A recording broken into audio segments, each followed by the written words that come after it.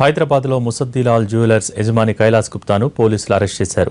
తిరిగి 5 రోజుల కస్టడీకి తీసుకున్నారు. పెద్ద నోట్ల రద్దుపై నవంబర్ 8న ప్రధాని మోడీ ప్రకటన చేసిన 3 గంటల్లోనే 5,200 మందికి ఎలా బంగారం అమ్మారన్న దానిపై ఆరా తీశారు. అయితే చాలా వరకు తప్పుడు పత్రాలు సమర్పించి బంగారం అమ్మినట్టుగా పోలీసు విచారణలో తేలింది.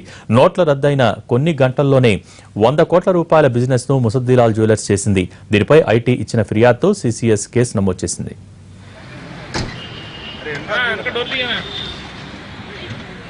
కేవలం 52 మందికి మాత్రమే బంగారం అమ్మిన ముసద్దిలాల్ జ్యువెలర్స్ యజమాని కైలాస్ గుప్తా 5,200 మందికి బంగారం అమ్మినట్టుగా పత్రాలు సృష్టించారు. ప్రముఖులకు చెందిన 100 కోట్ల బ్లాక్ మనీని వైట్ చేశారు. బంగారం ముసద్దిలాల్ జ్యువెలర్స్ లో లేకపోయినప్పటికీ ముందస్తు అగ్రిమెంట్ చేసుకుని డబ్బు డిపాజిట్లు తీసుకున్నారు. ప్రముఖులకు చెందిన నల్లధనాన్ని తెల్లధనంగా మార్చారన్న ఆరోపణలపై విచారణ ఇంకా కొనసాగుతోంది. ముసద్దిలాల్ జ్యువెలర్స్ కు పాత నోట్లు ఇచ్చిన వారు ఎవరన్న దానిపై ఇప్పుడు దర్యాప్తు జరుగుతోంది.